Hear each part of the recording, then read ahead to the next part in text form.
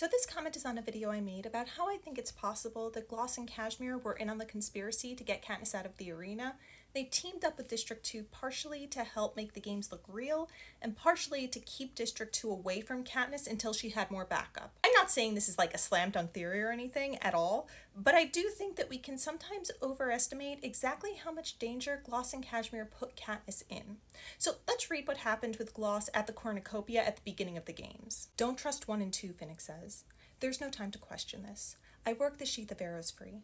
About 4 spokes apart, and Abaria and Gloss are just reaching land. Either they're slow swimmers, or they thought the water might be laced with other dangers, which it might well be. Now that they're on the sand, they'll be here in a matter of seconds.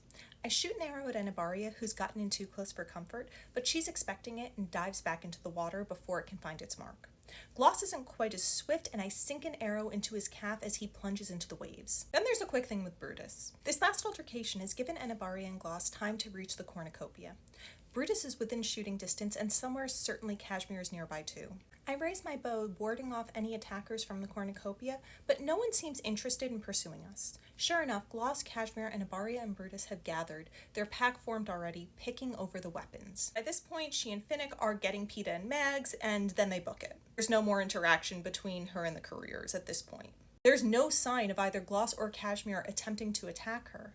Gloss just came out of the water, and she feels threatened justifiably, but he certainly doesn't almost take her out. The next time they see Gloss, it's here. That's when I notice it. The silence. Our canary has stopped singing.